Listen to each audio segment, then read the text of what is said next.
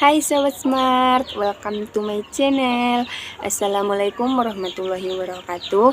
Selamat siang, salam sejahtera bagi kita semua. Perkenalkan, saya Irmila Sari Siregar dari kelas PSPD 1D, Prodi Pendidikan Fisika. Nah, pada kesempatan kali ini saya akan menayangkan hasil presentasi yang telah saya buat, yaitu dengan judul Prinsip-prinsip pengembangan kurikulum. Indonesia merupakan salah satu negara yang cukup banyak mengalami perubahan dan pengembangan kurikulum. Terhitung, pemerintah telah menjalankan pergantian kurikulum sebanyak 10 kali, dimulai dari kurikulum 1947 hingga kurikulum 2013. Bahkan tahun 2020, di masa pandemik, pemerintah mengambil kebijakan untuk melaksanakan kurikulum darurat atau kurikulum di mana pembelajaran dilakukan secara jarak jauh. Dengan demikian, dapat kita simpulkan bahwa kurikulum menjadi sebuah keharusan dan berlaku sepanjang hidup. Prinsip-prinsip dalam pengembangan kurikulum harus mampu dievaluasi dan diterapkan sebagai usaha pembenahan guna mewujudkan tujuan pendidikan nasional yang telah kita cita-citakan bersama. Nah, sebelum kita masuk kepada pembahasan prinsip-prinsip kurikulum, kita harus tahu terlebih dahulu apa itu pengembangan kurikulum. Kira-kira apa itu pengembangan kurikulum? Menurut Omar Hamalik, pengembangan kurikulum itu adalah perencanaan kesempatan belajar untuk membawa siswa ke arah perubahan yang diinginkan dan menilai sampai di mana perubahan itu telah terjadi pada diri siswa. Pengembangan kurikulum merupakan istilah yang komprehensif, yaitu meliputi perencanaan, implementasi, dan evaluasi. Menurut Dimyanti dan Mudijon, pengembangan kurikulum mengacu pada 3 elemen. Yang pertama, elemen nilai dasar yang merupakan filosofi dalam pendidikan manusia. Yang kedua, fakta empiris yang tercermin dalam implementasi kurikulum. Yang ketiga, dasar teoritis yang merupakan arah pengembangan dan kerangka kerja penyorotan. Terdapat 4 sumber prinsip pengembangan kurikulum. Yang pertama, data empiris. Data empiris adalah data yang ditemukan atau disimpulkan dari sebuah eksperimen atau penelitian ilmu, dan penelitian pada zaman modern sekarang ini memiliki kiblat empiris.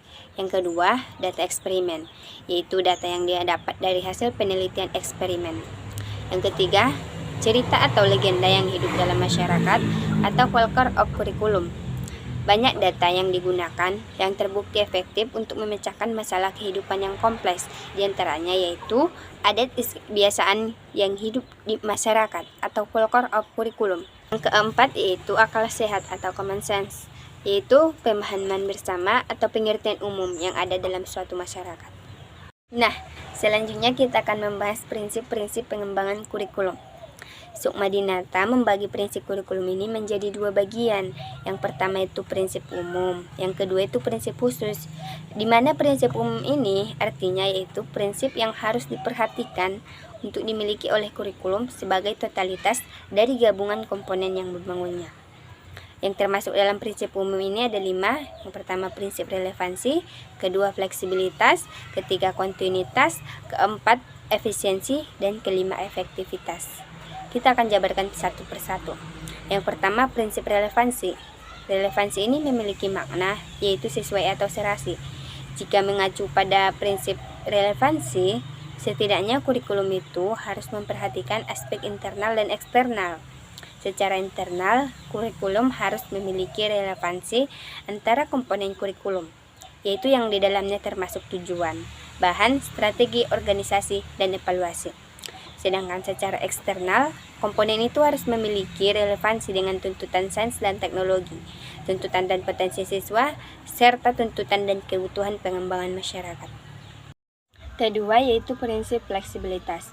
Pengembangan kurikulum berupaya agar hasilnya fleksibel dalam implementasinya, memungkinkan penyesuaian berdasarkan situasi dan kondisi, tempat dan waktu yang selalu berkembang, serta kemampuan dan latar belakang siswa. Peran kurikulum di sini sangat penting terhadap perkembangan siswa. Untuk itu, prinsip fleksibel ini harus benar-benar diperhatikan sebagai penunjang untuk peningkatan mutu pendidikan. Kurikulum yang baik adalah kurikulum yang berisi hal-hal yang solid, tetapi dalam implementasinya dimungkinkan untuk menyesuaikan penyesuaian berdasarkan kondisi regional. Yang ketiga, prinsip kontinuitas, yaitu adanya kesinambungan dalam kurikulum, baik secara vertikal maupun secara horizontal. Makna kontinuitas di sini adalah berhubungan, yaitu adanya nilai keterkaitan antara kurikulum dari berbagai tingkat pendidikan, sehingga terjadi pengulangan atau disermonisasi bahan pembelajaran yang berakibat jenuh atau membosankan baik yang mengajarkan maupun yang belajar. Yang keempat, prinsip efisiensi. Efisiensi itu adalah salah satu prinsip yang perlu diperhatikan dalam mengembangkan kurikulum, sehingga apa yang telah direncanakan sesuai dengan apa yang ingin dicapai. Jika sebuah program pembelajaran dapat diadakan 1 bulan pada satu waktu dan memenuhi semua tujuan yang ditetapkan, itu bukan halangan, sehingga siswa dapat mengimplementasikan program pembelajaran lain, karena upaya itu diperlukan agar dalam pengembangan kurikulum dapat memanfaatkan sumber daya pendidikan yang ada secara optimal, cermat, dan tepat sehingga hasilnya memadai. Yang kelima, prinsip efektivitas. Mengembangkan kurikulum pendidikan perlu mempertimbangkan prinsip efektivitas. Yang dimaksud dengan efektivitas di sini adalah sejauh mana rencana program pembelajaran dicapai atau diimplementasikan. Dalam prinsip ini ada 2 aspek yang perlu diperhatikan, yaitu efektivitas mengajar guru dan efektivitas belajar siswa. Selain prinsip umum, ada juga yang disebut prinsip khusus, yaitu prinsip yang lebih mengarah pada prinsip digunakan pada saat pengembangan kurikulum yang secara khusus, atau tujuan, isi metode, dan evaluasi. Misalnya, pada salah satu jenis dan jenjang pendidikan yang ada dengan jenis jenjang pendidikan yang lainnya memiliki karakteristik yang berbeda-beda pada beberapa aspek-aspeknya. Beberapa prinsip pengembangan kurikulum yang dikemukakan oleh Sukmadinata, yaitu yang pertama, prinsip tujuan pendidikan. Tujuan pendidikan mencakup tujuan yang bersifat umum dan khusus. Dalam perumusan tujuan pendidikan didasarkan pada sumber-sumber seperti ketentuan kebijakan pemerintah, survei mengenai persepsi masyarakat tentang kebutuhan mereka, survei tentang pandangan para ahli dalam bidang-bidang tertentu, survei tentang kualitas sumber daya, serta pengalaman negara lain dalam menghadapi masalah yang sama. Yang kedua, prinsip pemilihan isi pendidikan. Dalam menentukan isi kurikulum, beberapa pertimbangan yang dapat dijadikan dasar acuan, yaitu yang pertama, memerlukan penjabaran tujuan dari pendidikan dan pengajaran ke dalam bentuk perbuatan hasil belajar yang khusus dan sederhana. Yang kedua, isi bahan pelajaran harus meliputi segi pengetahuan, sikap, dan keterampilan. Yang ketiga, unit-unit kurikulum harus disusun dalam urutan yang logis dan juga sistematis. Ketiga ranah belajar, yaitu pengetahuan, sikap, dan keterampilan, diberikan secara simultan dalam urutan situasi belajar. Untuk hal tersebut, diperlukan buku pedoman guru yang memberikan penjelasan tentang organisasi, bahan, dan alat serta pengajaran secara lebih mendetail. Yang ketiga, itu ada prinsip pemilihan proses belajar mengajar. Dalam proses belajar mengajar, hendaknya memperhatikan hal-hal berikut, yaitu kecocokan metode atau teknik belajar mengajar untuk mengajarkan bahan pelajaran. Yang keempat, prinsip pemilihan media dan alat pengajaran.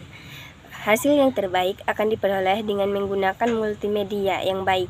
Yang kelima, prinsip yang berkenaan dengan evaluasi. Evaluasi adalah bagian yang tidak terpisahkan dari suatu pembelajaran.